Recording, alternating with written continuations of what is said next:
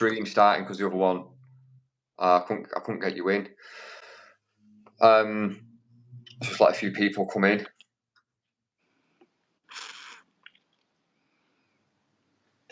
Hopefully everyone has gone from the old stream to the new one, and they'll slowly start to trickle in. Yeah, there's a few people coming in now. Yeah, we'll see the chat start moving, and then we'll get into it. We'll get into the old conversation. You're a busy. Yeah, the people are coming in now. Can I just anyone in? Right, Kelly is over from. Kelly's come from Sean Atwood's channel, so she was just watching previous. Kelly, can you just confirm that you just watched that previous? And Rachel, can you confirm you watching that previous stream that I did that went a little bit? I couldn't invite John into, and that you've come from that. Because if you have, then we're good to go.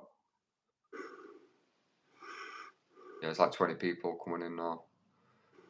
I'm back. So have you guys just seen that stream where I couldn't get John in? Right, yeah, Rusty Rambles is one of me and moderators. So yeah, right, wicked. Welcome, John. Always good to see you. Thank you. The last video was spurring the moment. This is like an hour ago I messaged you.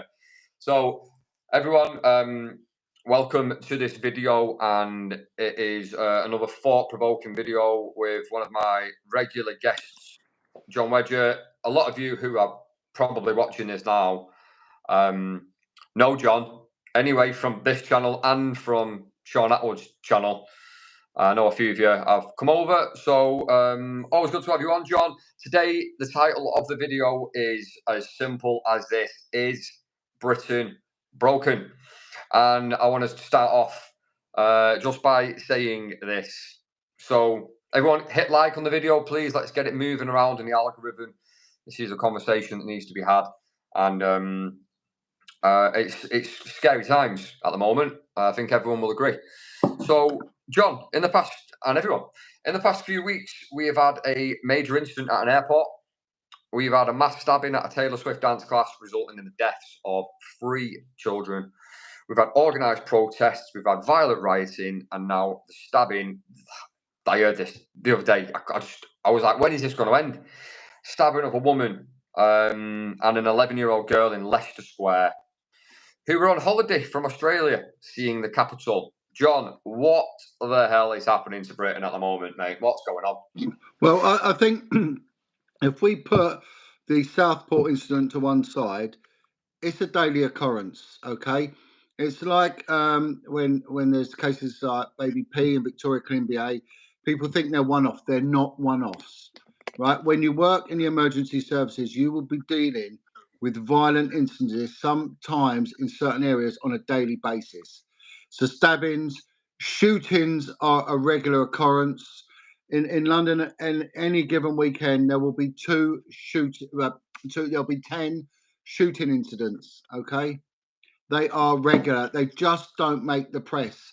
So now things are making the press. They're being highlighted, and it's shock horror. The streets are unsafe. I don't know. Maybe they are, maybe they aren't. But what I'm saying is it's not unusual. The Southport incident is massively unusual. The Leicester Square one, again, very unusual. There seems to be a bit of a pattern going here. But stabbings, shootings, domestic violence killings, and things like that, they go on every single day of the week. And any copper that works a busy, urban, inner city area will stand testimony to that. Is this the worst that you've seen Britain at the moment? You know, with all the rioting and all the protests and the stabbings and the... No, it's not. No, it's not. No, it's not. Do you think we're now at a point where everyone is just really getting to the end of their tether then? Yeah. I think there's worse to come. I think we're in a very, very dangerous times. Look, things can be manipulated, and I don't want to get caught up in the conspiracy thing, but I'm going to give you some testimony now. When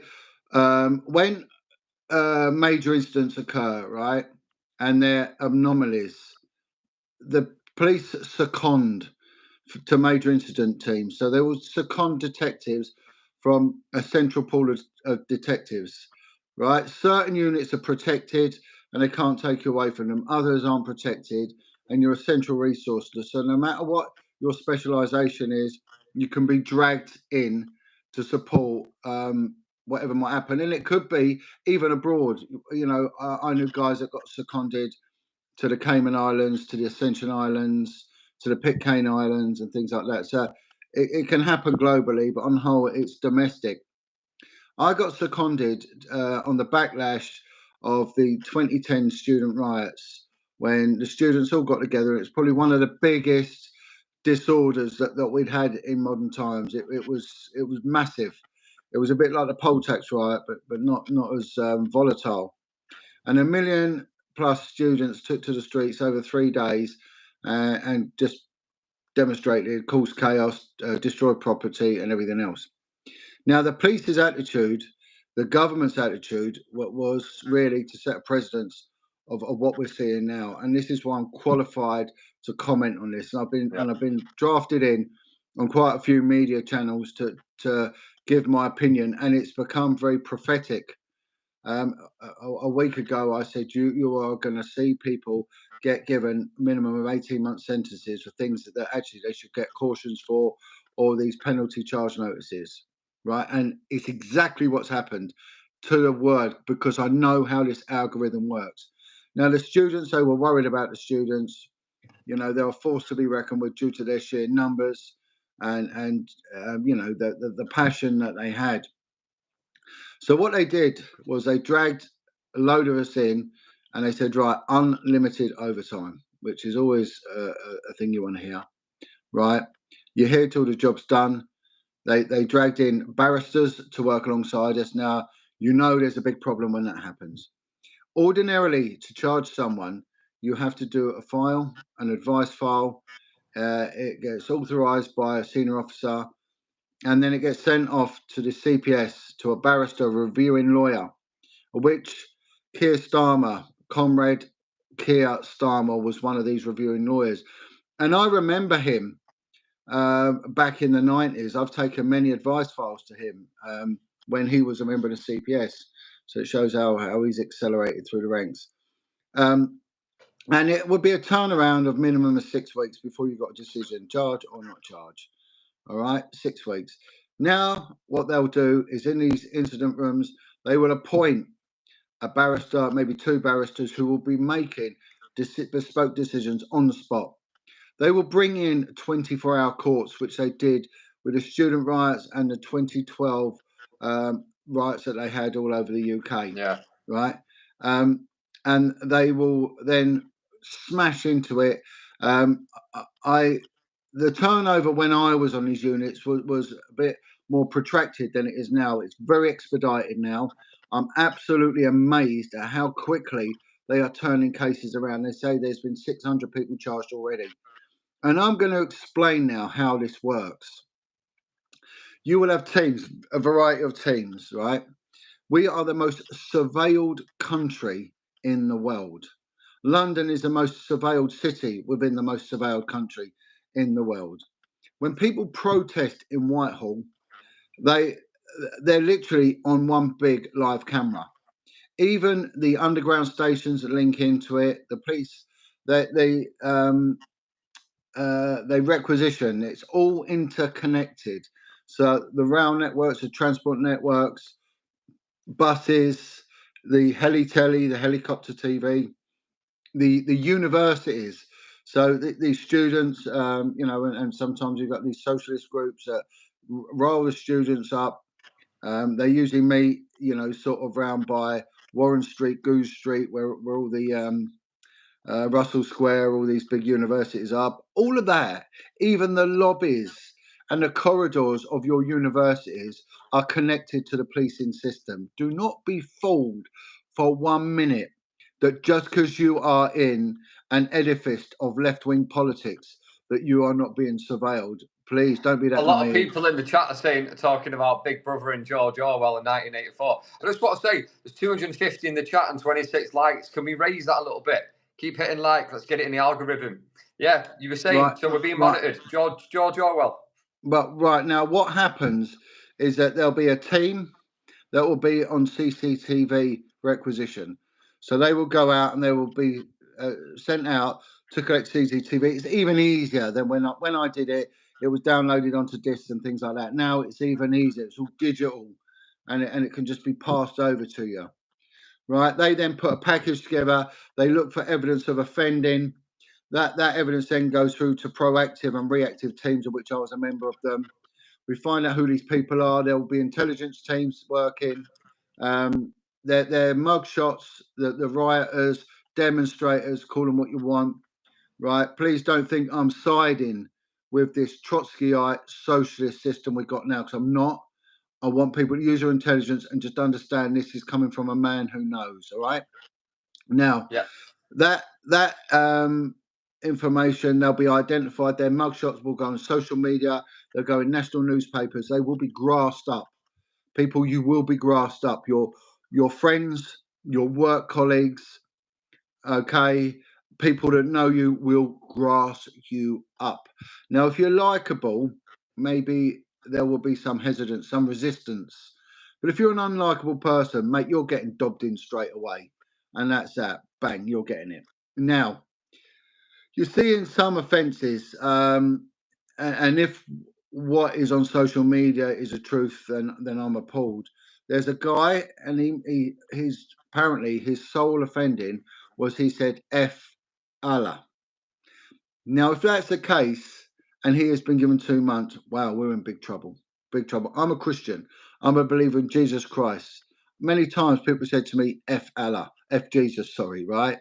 Even I heard James Corden, the actor, say it once, shout it out once, because I don't know what he believes in. All right, You know, Trish. don't see him getting 2 years for it. But anyway, that aside, right? Then we go round and we, you know, when I was part of the team, and boot doors in. And if anyone's got any indicator, any intelligence marker that there's any violence, you go with the method of entry team. You go with big hydraulic rams, which push open your door frame, pop open your door, and you steam in. Okay, that person gets dragged in, gets interviewed, and it seems to be that Keir Starmer has preempted everything and said it would just be positive charge. You'll be charged.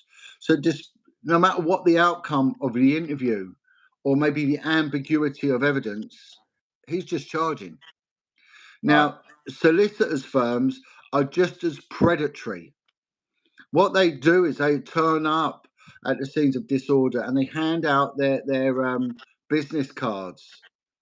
And when someone is taken into a police station and detained, what delays that detention is the presence of a solicitor, and it is a given right. You are asked 6 times during your detention if you want to speak to or have present a solicitor, 6 times. Yeah. And that is the standard, right? Now, a solicitor turns up and it will delay it from maybe an hour's detention to 4 hours. That's about the average when I was on the scene, right? But what these solicitors were doing during times of disorder, one solicitor was representing maybe 10 clients and getting a wage for every single 10 client. Now, by the time they've hopped from one to the other, what could have been dealt with in an hour would then have to end up going into an extension and taking maybe 24 hours, because that solicitor, because they're very greedy and it's very money orientated. Now, this is a very, very upsetting and worrying thing about this. I watched during the student riots of 2010 and the riots subsequently of 2012, young boys and girls, right, that could have got penalty charge notices, they were just coming in back then, or even youth offending orders or cautions. Their legal advice was, no, we're going to take this to trial. So to get to trial, you've got to go to a magistrate's court and elect in an either way offence to not recognise the magistrate's court and go straight to the Crown Court. I watched people that should have got cautions, you know, maximum a caution, were getting 18 months sentences, right?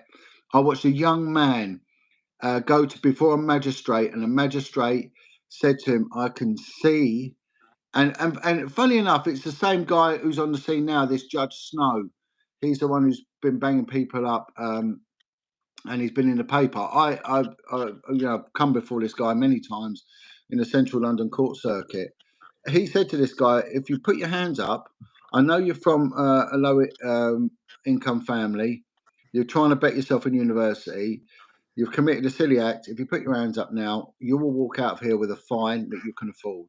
His solicitor moaned and bellyaches about it and convinced this lad to take it to committal hearing. That lad's got an 18-month sentence. A jury found him guilty. An 18 months. Scott, come on. I want to then jump in with something about a sentencing which I found, which is very interesting. So let me know. Right, well, this is what I found before, because now we're on sentencing and charges and what's happening to people in protests and riots and all this. Right. By the way, I want to say hi to Jenny and to Blind Bee, who are in the chat, and Trish. So basically, right, get on this, John, because this is madness, right? So there's a list here of like a few people that have been handed down sentences and stuff like that. The first perpetrators given prison sentences over disorder, and it said that 1 second. Rioters responsible for recent violence across the country have had their court cases fast-tracked to warn others of consequences. Right, now get on this. There's a guy called Derek Drummond, 58. Right, he's been given the longest sentence of anyone convicted for their part in the riots. Now, this is it. He was handed 3 years in prison after pleading guilty to punching PC Thomas Ball. And I'm not condoling punching a police officer, right? But he was given 3 years for punching a police officer in Southport as rioters targeted a mosque, as well as violent disorder. Now, this is quite recent as well. Okay, a guy called Hamed, I might be saying this wrong, but Hamoud Al Suwaimi, a Kuwaiti migrant who was convicted of repeatedly raping a 12-year-old girl as part of a Muslim child rape gang in Newcastle, was handed a sentence by Amanda Rippon. Amanda Rippon, the judge, let him off with 180 hours of community service. How in the name of God is that right, and what message is that sending? This disparity has always gone on, right? I can remember there was a guy I worked with, a detective. He was caught with 10,000 level 5, which is now category A, child porn videos and images, some involving bestiality. He was very well connected, self-proclaimed Freemason. He was involved in organising swinging parties, in which he told me personally that a presiding judge at a Crown Court in Hertfordshire would go to. Right, he was caught with all them images. One image would have given you 2 years in prison. He was caught with 10,000 videos because of his connection. So it's always gone on. You know, I know you're making an issue here regarding the religious connotations and the ethnic connotations as well. But I'm making a comment on the crime, not religion. This disparity has always gone on. This guy walked out with a community service order and was commended for his covert work with the police and the military. You're always going to get this level of absolute blatant corruption. And I think what makes it worse, which magnifies it, is that the two cases you've mentioned are running sort of parallel in the timeline of all this. And that goes only one way, but to cause greater resentment to what I believe and what the public have said is a two-tier policing system. Now, we have to look at our elected leader. He is a self-proclaimed Trotskyite. Now, Trotskyism is left of socialism. And when you look at the MO, right, the mission statement of Trotskyism, it's to keep society in perpetual revolution. Since this guy's come to, Comrade Keir Starmer has come to power, we have seen revolts and revolts and revolts. I don't think that is coincidental. Okay, I really don't think that's coincidental. Now, what's happening now is that and we mentioned this when I've gone about the Southport thing. We never saw our sovereign monarch, King Sausage Fingers, at any point turn up and issue a day of mourning for the slaughter, the massacre of 3 girls and potentially 6 more, because within 3 years, if they die of horrific injuries, then and you know, Murder, then innit? it's still murder. We saw misrepresentation by deliberate, in my opinion, misrepresentation by the media, all mainstream media, sort of portraying this suspect as being an angelic young lad, whereas he was an athletic young man. Can you imagine the force and ferocity of a knife in the hand of that lunatic? You know, Yeah. against young girls. Okay, you know, so we are seeing this, and then we are seeing Comrade Keir Starling Starmer. You know, he he gave this speech which has just enraged every decent member of our democratic, you know, society based on Christian values. Can you It give us a just few things that he said in this speech? Well, Paraphrase. he basically outlined everything that I've, you know, that I've been saying. He's Okay. going to bring in swift, hard justice Right. that will be no bail, straight to jail. You know, look at what he did 2 months before. He released 7,000 criminals. He made space for 7,000 prisoners. 10% of that's already been filled. You know, it's the speed at which people have been charged, which is from someone who worked on the busiest public order investigation that the police ever had in one of the most densely populated cities in the Western world. Now, to see the speed, you know, in which he's the how he's expedited this is mind blowing. Mind blowing. It's now when the commissioner of the Metropolitan Police, right, Mark Rowley. Now, I've had personal dealings with Mark Rowley. I don't care what anyone says. He actually supported me in my campaign to expose the child abuse cover up. He actually turned around and came to my assistance, whereas Cressida Dick tried to stamp me into the ground. Mark Rowley put an end to it. So, whatever anyone says, on that thing alone, he gets a bit of a thumbs up from me. I don't know the guy personally, you know, and I can't comment on what he's done subsequently. All right, but Yeah. I know at some point there is a heart in that guy.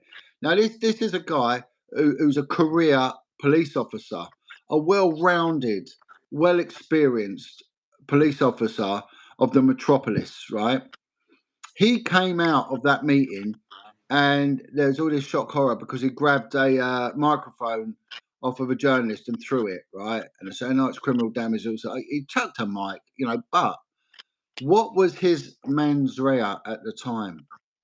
What was his thought process? Why did he do it? He'd just come out of a meeting, a Cobra meeting, right? A national security meeting with Comrade Keir Starling Starmer, right? I think Starmer turned round to him and dictated to him exactly what the future is going to be for the members of decent British society. And it's probably alarmed and enraged and sickened Mark Rowley, purely an assumption on my behalf, that he couldn't contain it to the degree that he chucked a microphone. All right. I think that's what's happened because it probably goes against his core beliefs. I've Now, noticed that it's all gone really, really weird. Like really, since I'm not saying there's a correlation or anything, but it does kind of get your it does kind of put your conspiracy hat on, or like make you wonder like why as soon as Labour are in power, it's all gone mental. I'm not saying that's down to Labour, but it's just the timing of them coming in, but and then all this madness at the moment. I it's not don't fall left or right anymore. I don't really like get involved in it, but it's right, mad. right. But herein lays the problem. You get people say, "I don't read the newspaper." It's imperative that everyone keeps abreast of current affairs. it's imperative. You need to know what's going on, whether you believe it or not.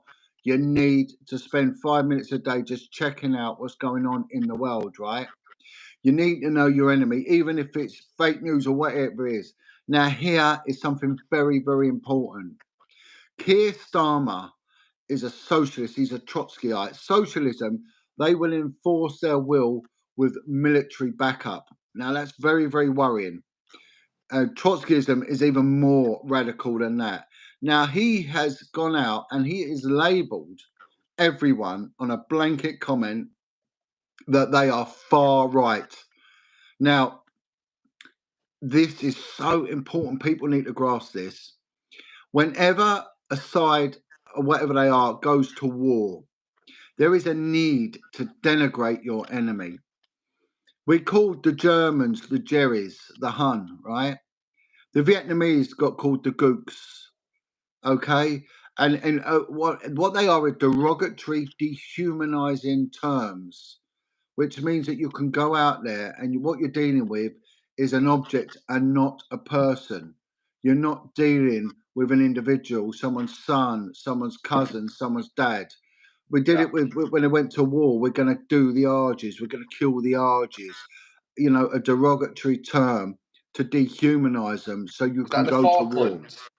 Yeah, the Falklands, right? Listen, he has then sent this blanket term, the far right. Right, he has to do that, and I'll tell you why. Because the far right are the enemy of the socialist. He's making it clear that any free-thinking democratic individual that's appalled by what's happening, right, is his enemy. It's a basic psychological tool that he's using here. You know, you've got to understand the thinking of this person. They're all human beings. He has to denigrate in order to then go to war against us.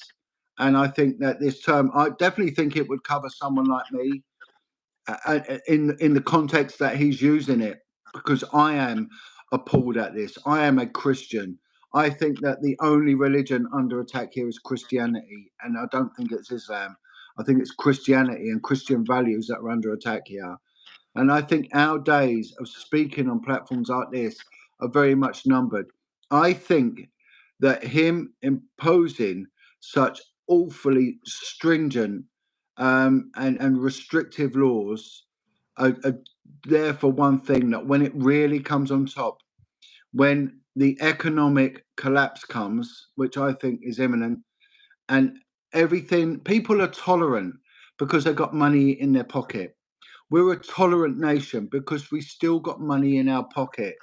We've got quite a high income compared to Poland, compared to Slovakia, you know, and Eastern Europe. We've got a good income. I'm not saying we have a higher standard of living, because I don't think we have, but we've got money in our pocket. Soon, when that goes, you're going to see the average person getting very, very upset and very, very angry. Then they might want to go on the streets and they can't. You're going to get orders slapped on all these people, like football hooligan orders, that they can't travel on certain days. They can't go into city centres. There'll be curfews on them. There'll be this, and it will prevent so many people from exercising their democratic rights. So many decent, good people. And I think the recent protests and demonstrations that have occurred in central London, in Parliament Square, where people have taken the platform and they've voiced their own opinion from whatever genre they are, whether they're from a political group, whether they're from the media, whether from the church. I genuinely believe that Starmer will instruct Mark Rowley and other chief constables to transcribe these speeches and scrutinise these speeches for any inference, not even obvious, but inference of incitement, aid and abet, counsel or procure any sort of hate crime or whatever they might term it, and then he'll come from. And I think I think this is just the start of it. I said this last week. I said they're going to boot indoors, and people are going to get 18 months to 2 years. Even I've been shocked at the speed and at the massive sentences people are getting. And what upsets me even more is the silence of the shadow government. Why are they not screaming and screaming how wrong this is? Why are the media not screaming how wrong this is? Amnesty International and all these people screaming that this is outrageous what is happening in the United Kingdom, but no one Do you is. think? Do you think? Obviously, it's really, really shit, scary times at the minute. You don't know what you're going to wake up to each day. You don't know if you're going to hear a story about another maniac with a knife or whatever. But do you think that these protests and riots are going to get worse before they get better? I think the idea is to crush them so no one ever protests. And we haven't seen anything since people have been nicked. And I think we might not see anything now because people will be frightened. They'll be frightened. And like with how many student riots have you seen since 2010? Nearly 15 years on since the student riots of 2010, when they started really mucking around with their payments and the funding they were getting. It's only got worse. Not one student riot. Students were synonymous with getting on the streets and being radicalized and really politically passionate. They were all the time. Nothing, because they got hit so hard in 2010 and that so many were imprisoned, right, that it never ever happened again. And this is what we're going to see happening here.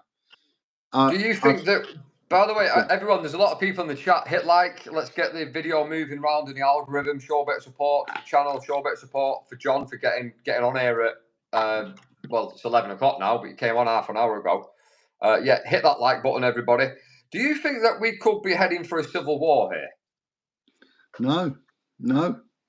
I think the opposite will happen. We'll get more and more repressed.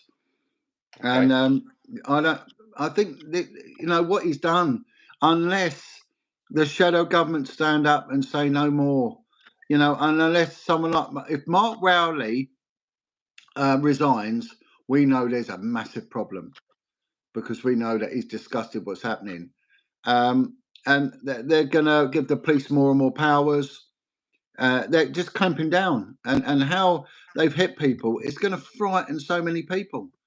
And it's, why can't they have this level of policing against antisocial behaviour, drug dealing, and knife crime on dangerous housing estates? Why have we got no-go zones?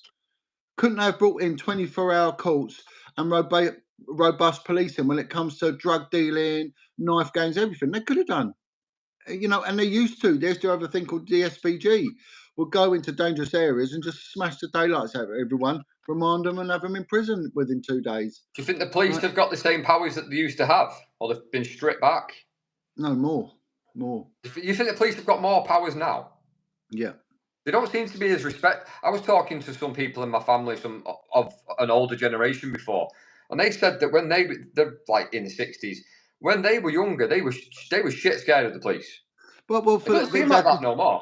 Well, exactly for that reason I said, because the SPG and that would go in there and they'd smash them about. But I mean, look what happened with the Manchester airport. Yeah. And I mentioned this to you last time. There's a video on here about that. I totally back the police on that. What he'd done and how they praised the footage and edited it and misrepresented it. Well, really, this guy was, kicking him in the head. I'm fully behind the officers who did that. Totally and utterly, 100% behind them. If anyone's not seen that, because we spoke about the stabbings and stuff like that in Southport, and then you talked about the head stamping and whatnot. Now it's only a very short, it's a 1.5-minute video on my channel. It's for members actually, but while you're on here now, there's 500 people on. Do you want to let people know your stance on why you back the police there? Because it'll be interesting to get an ex-copper's opinion on why you back what happened to this guy. And they were armed coppers.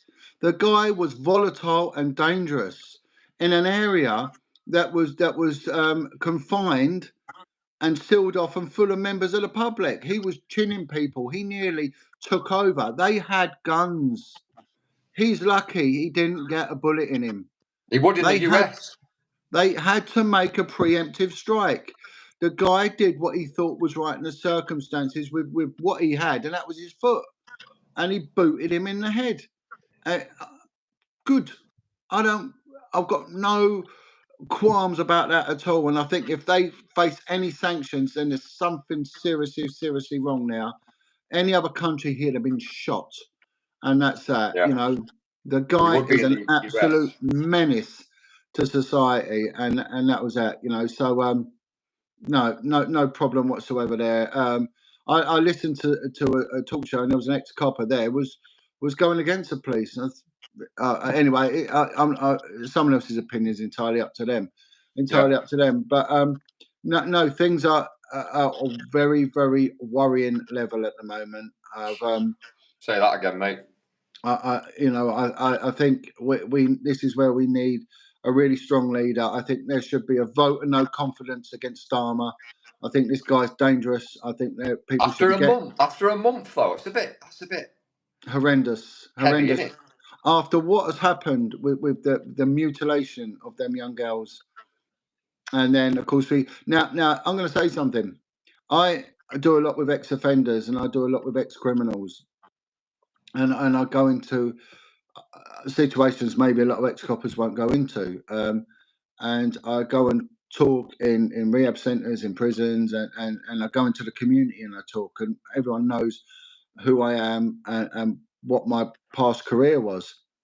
And I gave a talk with a very notorious ex-criminal at a meeting for Mothers Against Knife Crime, and these were women and men who had lost their children through knife crime, inner city knife crime. Predominantly 90% of the audience were from the black community. And I turned around and I said to them, what would you have liked the police to have done? Now, everyone unanimously, without one exception, every single adult in that room said if the police had a more stop and search, our children would be alive now. We demand more stop and search. And that was from parents and kids from the black community. And I was quite taken back by that. Yeah. That seems to go across the mainstream popular narrative. And this goes back to what you were saying. You know, it's having, you're worried about the police. They should be having foot patrolled, ex-military, tough, capable, experienced coppers on the streets, walking the streets and dealing with an incident and dealing with it swiftly and meeting it with the level of violence or threat that they're confronted with. And that's what they should be doing. And they should never be backing down. You know, you've seen them running from crowds in Leeds. That should never, ever happen. You know, once the police run, whatever people think of the police, we need them. But we need proper policing. Back when I joined, right, it was one of the largest recruitment campaigns I ever had because there was so many up for retirement. The majority, when I joined, had come from the 60s and the 70s, what they call the glory days, you know, when they had Yeah. sus laws and pre-pace, and it might have been everyone's cup of tea, but they seem to have done their job on most cases, right? Now, the likes of me, we're gone. We're gone. The tradecraft went. They took away our housing. They took away our free dental plans. They took away our dry cleaning tokens. They started messing with our pensions. They started putting in a two-tiered pay scale where the new ones joining were on less than their colleagues, right? They took away the hope, and therefore, and then they started lowering the standard. They lowered the standard. Why would you ever do that? They lowered the standard for whatever reason, and then they ended up with this mess that they've got now. They started. We were so valued and held in such high esteem around the world because no matter who you was, you joined. You had to do 2 years on the street. 2 years. There Yeah. was no officer entry. You had to make your way up. If you was clever and you had a degree, you could get an accelerated scheme. But on the whole, everyone had to go through the same process. They abandoned that and they took people in at superintendent level. And some of these people had never even dealt with rape cases or violent sex crimes and things like that. Well, when they did, it was too much for them, you know, and it just fell apart. It fell apart, and it's just appalling what you've got. They have now. Too much political intervention, and they've got this woke, useless, not fit for purpose, with no tradecraft. The tradecraft of the police has gone. They've lost it, and it is a joke. It's an absolute joke. And the public deserve to be policed, and they deserve to have robust, strong coppers. You know, we've got, I, knife crime is just gone out of the window. It's absolutely horrific. Knife crime in inner city London. 80% of the murders are committed by young men with cannabis psychosis. 80%. how do you deter knife crime? Because you can't ban knives, can you, in this country? What? 40% of all murders are knife murders, and 80% of the knives used are kitchen knives from Yeah, your but how do mum's you kitchen. deter that? You can't stop selling kitchen knives, can you? But well, it's not about that. We're pretty screwed. It's not about access to the weapons or not. It's about who's doing it and why they're doing it. 80% of these young lads are young lads with cannabis psychosis. You know, that's telling you something. You know, we're going about broken Britain. Well, where does it break? It breaks in the family. 80% of all child abuse goes on in the family. We've got kids growing up. You know, when I grew up, you had a bit of wisdom that came from your grandparents, and you go and see your grandparents, your granny and your granddad until they died. Then you couldn't. There's kids that don't even know who their grandparents are. There's young people growing up don't even know who their fathers are. Yeah. We've got unbelievably terrible statistics of single parenting and this baby mama, baby dada. Hate them terms. I hate them. Immature, lacking any responsibility.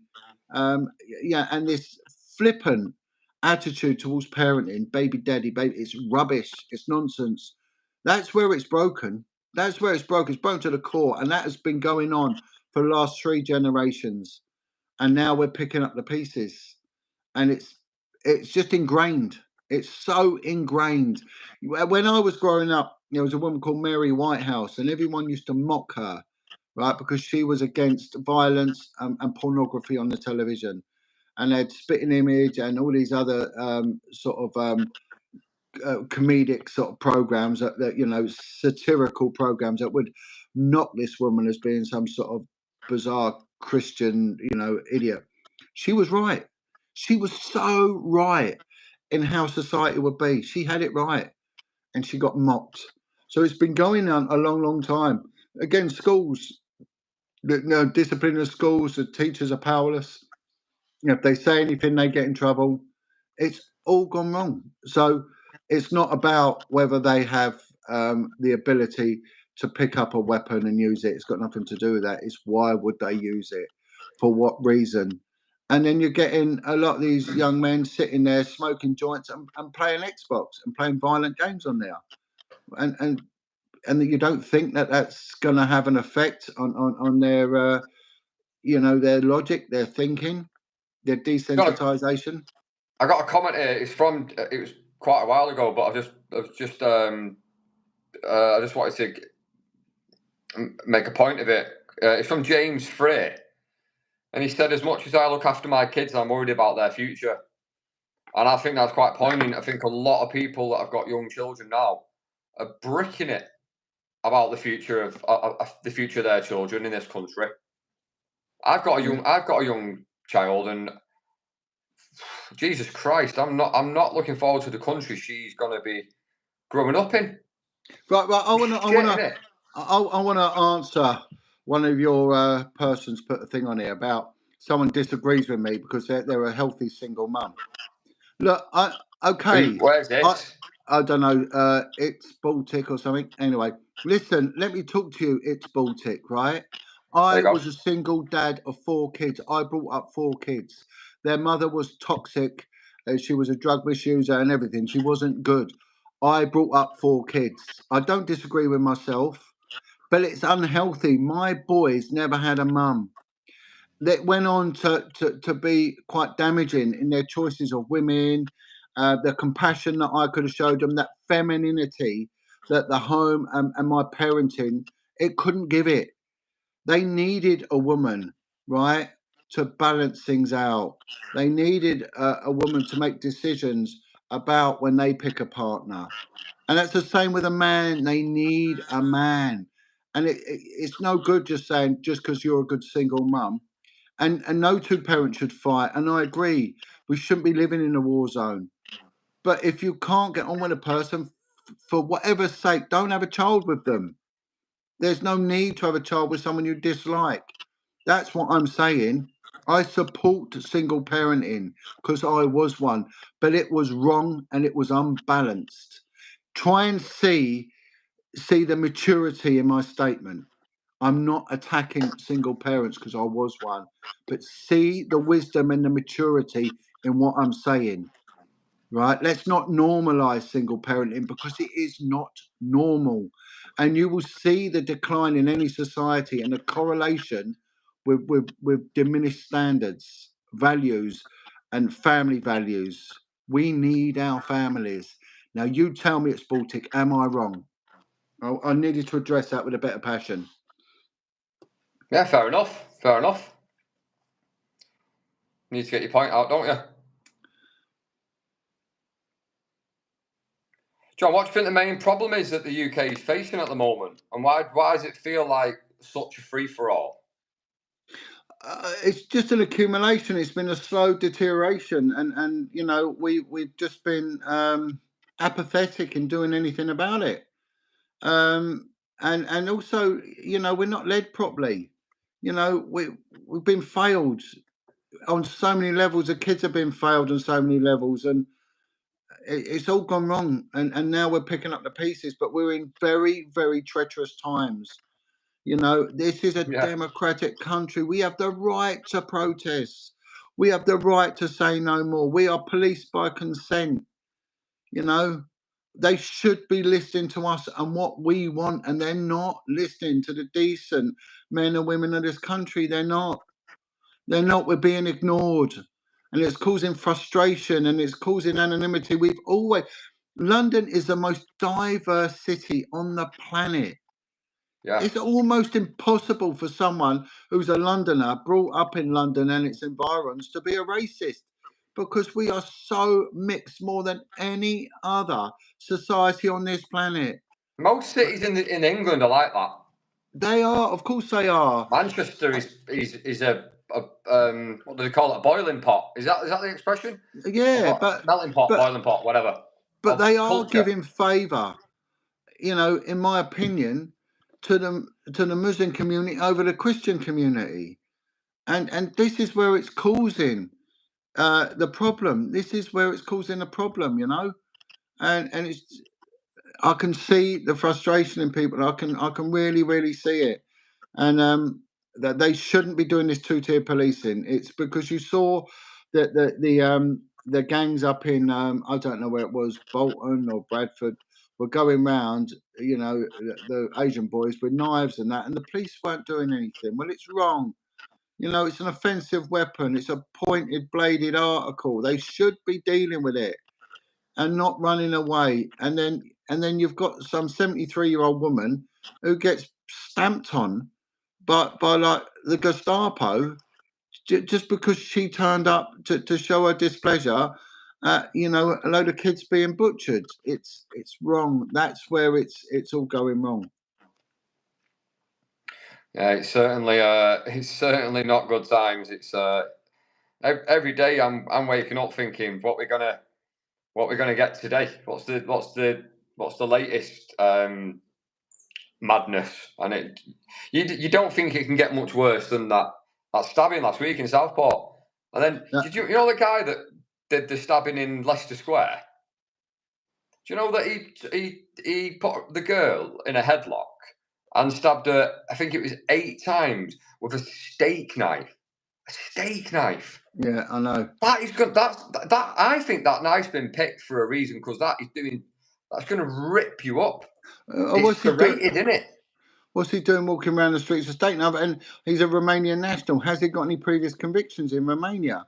You know, when they searched his house, did they find any ideology? You know, what is he got mental health problems? I think he probably has got quite profound mental health problems. But why attack a young girl? And why have we seen these attacks on young girls? What is the pattern? And years ago, something like this, we had the Dunblane massacre, and we had the Hungerford massacre with Michael Ryan. There were programs, Panorama, Dispatches, World in Action. They were all doing programs and Newsnight specials on it. There's been nothing on the recent attacks on young girls, the murders of young girls. Nothing. Especially, this lad, apparently Welsh, whatever his name is, that Axel, or whatever his name is. This I from think it's something like that. Rwandan heritage. Yeah. Why is there not a big thing about him? Why don't we know more about him? Why is there not a program on him? And he's 18 now. He's 18 now as well. Yeah. So they're definitely keeping silence. Why? I can see the frustration in people over it. It's just been silent. The newspapers should be full of it. There should have been a day of national mourning. Our monarch should have been out there saying this must never happen again. The police should be doing stop and searches. They should be a national policy now. Stop and search. Any gangs of young lads at night expect to be stopped and searched. If you don't like it, go tell your mum. But nothing. And we're seeing another consistency knife, like say steak knife, kitchen knife, which ties in with what I'm saying. The same thing. But nothing. What they want to do is clamp down on the likes of me and you, Twitter accounts, Facebook accounts, imprisoning someone because they put a sticker on a lamppost, and it's or a Facebook status that is not PC. You know what I mean? Things like that. Whereas I think they're not things to worry about.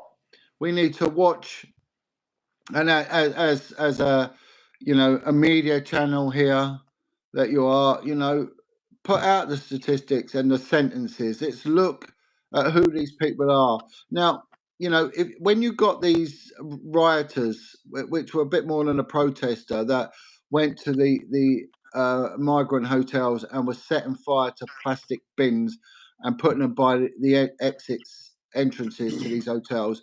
Well, listen, you're going to prison for big double figures. I'm telling you now. That's criminal damage by fire. That's arson to endanger lives. That carries a life sentence. Expect to get a life sentence. So those that were doing stuff like that, you're in serious trouble. They may be watching this. Hand yourself in, because you're in big trouble for doing that. You're going to be caught. You can't go doing things like that. I read that 70% of people that have been arrested, arrested, 70% of people that have been arrested for rioting, protesting, whatever you want to call it, have criminal records. So it probes the question: Do you think that everyone even knows what they're protesting for? Because I think a peaceful protest has to happen, but a lot of people use this as just an excuse for thuggery. That's all it was. Of course they'd known. It didn't take the police 5 minutes. As soon as they watched it, they knew who that idiot who went into Greg's and nicked a load of gingerbread starfish was, And there was another idiot that went and nicked something. The police knew straight away who these... They're feckless morons that did this. They've got no political opinion. There was one guy went out and nicked a crate of Foster's and sat there and drank it. Well, what political statement is that idiot making? And you see people like that are screwing it up for the rest of us when there will be a need that we want to exercise our democratic right to protest, because economically the countries are in free fall and knife crime's going through the roof. They're screwing it, and Starmer is jumping on this opportunity to put out a blanket far right tag on us all, so he can impose stringent Trotskyite socialist control over all of us, to prevent this massive, I don't know what they call it, something I forget the terminology, but basically this one party, one world government, whatever it might be, from being implemented. And you know, you mentioned earlier about not trying to get down the conspiratorial role. Well, listen, as someone that was not only in the police for many years and prosecuted people for the the offence of conspiracy, and also for someone who uncovered a conspiracy and a conspiracy of silence, so the public would not know that young girls were being taken out of care homes and taken to wealthy, well-to-do people's houses and pimped out. And there was a conspiracy, and there was. So conspiracy is alive and well, and it never went away. But the problem You also did a lot of work on. I just want, if people aren't aware, because I think this is very admirable. You did a lot of work on uncovering the abuse of Baby P, didn't you? I was one of the investigators on Baby P. I was the interviewing officer for the mum on part of the offending. So I had a good insight into it. I met Baby P when he was alive. Oh, no way. Yeah. There was Gosh. many failings, and there was some things that could have been done to save that little boy's life. Yeah, you know. And there was a massive kickback. Get some love in the chat. Get some love in the chat for that, please. Yeah, respect there, John. But the mother, named Tracy, she was a danger. She spat in my face. She was a dangerous woman. She was a manipulator, and she bullied and manipulated her way through. And she relied on the weakness of social services and a previous investigating officer to carry on torturing her son. And not just did the social services fail, two previous investigating officers, they monumentally failed. And like I said before to you, it's laziness and incompetency more than it is corruption. Yeah, I was just thinking about these riots and these protests and stuff. Now, for what's been happening, especially like the Southport stuff. I mean, that is just some of the most brutal, one of the most brutal cases that's happened in recent years. I understand, and I'm a big believer in peaceful protests. But when it starts to, you have to. You've got to, and they're allowed. And I live in Manchester. They are frequently doing protests through Manchester through a big street, and the police accompany them if it's peaceful. But what you can't go doing is using like protests as like groups getting together. Go right, let's go down here and like kick off and start throwing, start throwing bins at cops and smashing windows because. Then what you're doing, you're just committing a crime which you're not committing the really bad crime which the Southport person did, but you're just committing more crime and making the country worse. Look, I think about it. I was a regular attendee at protests. I even organised my own protest once. I speak at protests. And I think they're integral. They're an integral part of our society. The right to protest, your democratic right to show displeasure, and I think that should never be taken. I think the day that gets taken away is a very sad day. And I think Starmer's going the right way, but he's being fueled by these feckless morons. But listen, the devil does things for more than one reason. In amongst all of that, there is also a two-tiered level of policing going on. I remember being in a control room, the public order control room, when it was kicking off in Tottenham at the Tottenham riots. And the territorial support group wanted to be deployed. They were stood down. Tottenham was burning. It was going crazy.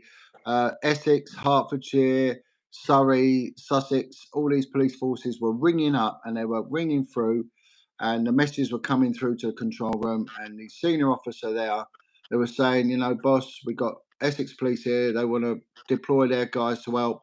And they were all told to stand down, And whilst that was happening, Tottenham was just being crushed.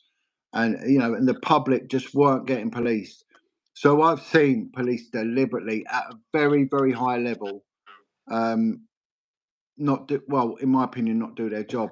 But they're being told from higher up, you know, to behave in that manner, and they will be rewarded in doing so. I watched once the EDL in their infancy decided to have this protest. Now, they decided to have this protest in Whitechapel, which I think was a bit of a stir in the pot scenario. But anyway, they turned up and they wasn't well received by the local Muslim and Bangladeshi community, and it ended up with the local Bangladeshi boys smashing up the EDL's coaches while the EDL were in there.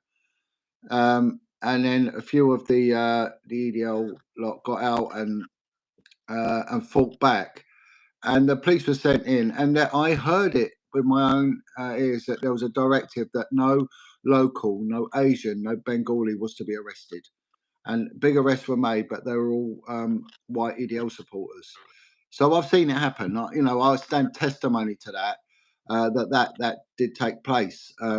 Yeah. So these things do happen. They do happen, and I've seen it happen. And I think it's grossly unfair because our system is based on fairness. And if you're going to give one a good beating, then you should give the other one a good beating, regardless of colour, religious background, and everything else. And that's how it should be. You don't hold back on one and not on the other. It's not fair, and that's not what policing should be. But at a high level, there is this chicanery, this political chicanery that goes on. It, is that conspiracy? Whatever it might be, I don't know, but it does go on. It does go on. Will they ever admit to it? No, they won't. No, they won't. And the media will never pick up on it because they're not privy to it. Well, it's good we've got these platforms where we can talk about these kind of things. You know what I mean? Like obviously you have to keep it real and above board and give your opinion. But we are lucky that we're in a day and age where we can discuss this kind of stuff because, like you said, like not everything does hit MSM. A lot of the MSM is, it's designed for, sometimes to scare people. Look, the other thing is that, I work with young people now, most of which have got caught up in crime. And I'm not rubbishing or denigrating anyone on a personal level, but there is this underbelly in society that I think most of the UK will be shocked if they knew, the state of our youth. These are young lads, and it's mainly men I deal with. They're smoking strong cannabis first thing in the morning. They're turning up, and coming to see me, and they're blazing away on a joint at 8:30. I mean, this is hard. They call it loud, right? Strong THC. It stinks. You can smell it a mile off, right? There's so many of them are illiterate. They're illiterate. And really, not to denigrate anyone, but thick. They've got no understand. One of them didn't even know where Glasgow was, and no understanding where Glasgow was. Didn't know where it was. Meant nothing to him. The level of ignorance and inarticulateness is incredible. They can't articulate. Their vocabulary consists of about 5 to 10 words. And it's all this romance speech, which I don't even understand. And I'm no mug, and I'm a Londoner. I don't even know what they're on about. And if they're the future, we're in big, big trouble. They have just been failed.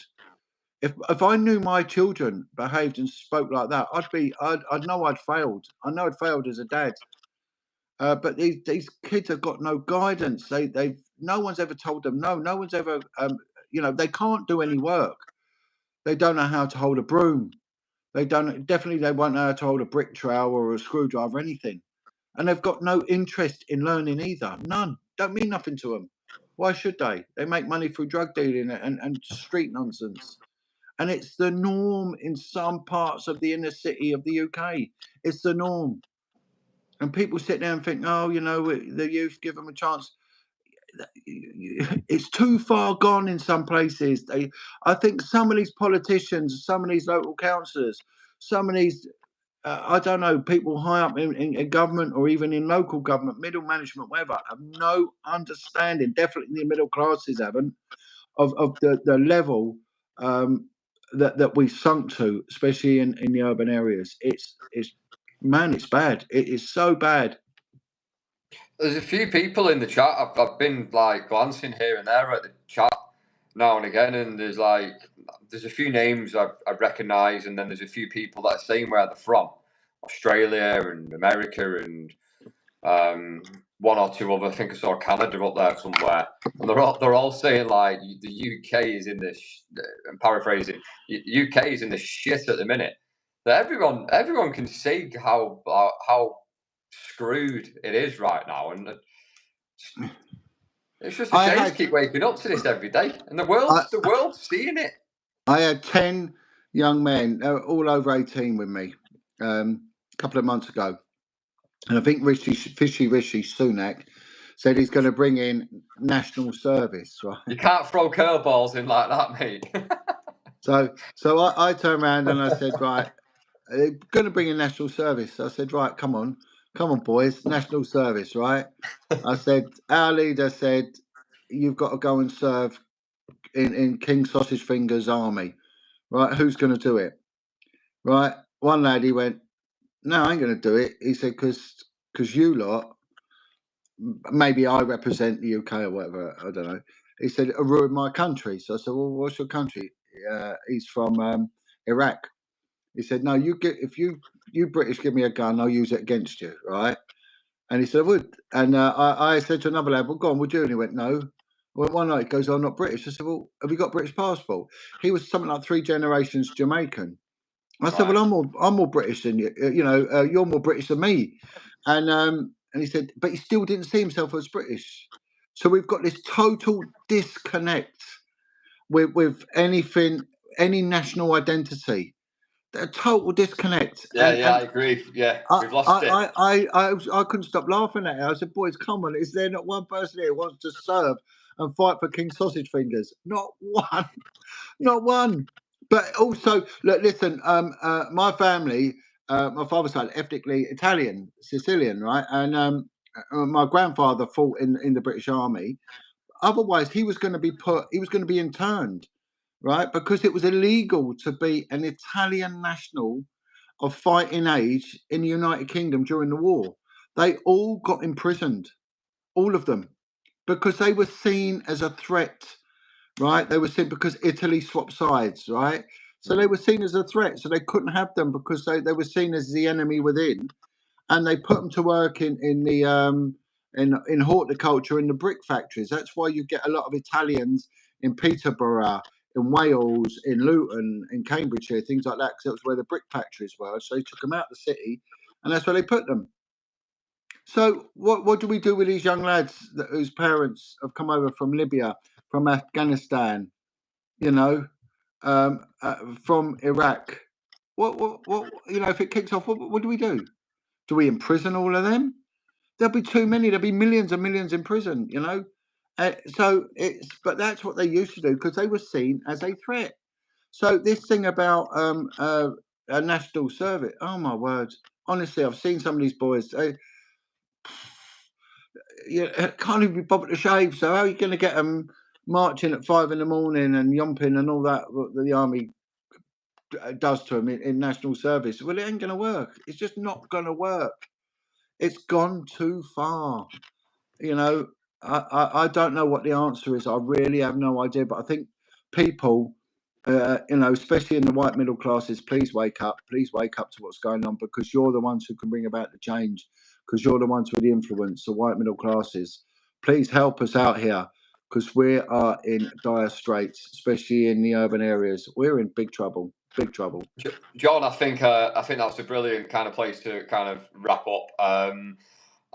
The video is titled "Is Britain Broken?" and I think we've kind of answered that in this chat. I think it's more than broken. I think it's in a million pieces, and I don't know how long it's going to take to glue them all back together. I think all we can do is, I suppose, look after our own little bubbles, look after our own little families, and your friends and those people around you, and just try to be as safe as possible. Really, John, I just want to thank you again for coming on the channel. You do come on at sometimes like the drop of a hat, and I always appreciate it. been quite a steady 400 or 500 people in the chat tonight. So thank you to everybody. If you'd like the video, that would be very appreciated. Show some love for John for coming in. And if I may say before I go, where we're on the thing about national service and conscription, look at why it was abolished. It was abolished because men were refusing to fight, because we'd been through 3 major conflicts: Napoleonic, First World War, Second World War. Men were marching on, walking on, steaming on to parade ground, and they were taking away their young sons that were made to do national service. They were dragging them off the parade ground and saying to the NCOs, "You're not having my son. My son is not fighting in another war," because the British had had enough of war. They'd seen the destruction that war caused, the damage, the mental health problems. That's why we got licensing laws, because people were turning to alcoholism because they couldn't cope with the trauma of war. More men have died through suicide from the Falklands War than actually died in conflict. And they're going about war. War is the most appalling, terrible thing. That's why conscription went. We're a peaceful, kind, loving, giving people. We should never forget that. And war is not the answer. Churchill said, "Jaw, not war." And let's get it right. We don't want a dictatorship, and we don't want what Spain, Italy, and France has, where they have a paramilitary police force that are totally unaccountable. The Guardia Civil have no complaints procedure. They do what they want. They're corrupt and unjust, brutal policing. We don't need that. What we had was brilliant. It was the envy of the world. Let's try and drag that back bit by bit, and remember that we are good, peaceful, kind, democratic people, and let's keep it that way. Well said, John. There's a lot of love for you in the chat here, a lot of appreciation there. You can see the comments, can't you, coming down? Yeah, of course, yeah. There's a lot of love. Thanks everyone for being here tonight. Thanks for your comments. It's been a good chat with you, John. Always is. And I'm going to be joining. I'll probably be joining you next week on Sean Atwood's channel to have a chat about something else, and then you'll be back here at some point to talk about. Always. Hopefully not too soon, because that means something like grim has happened. But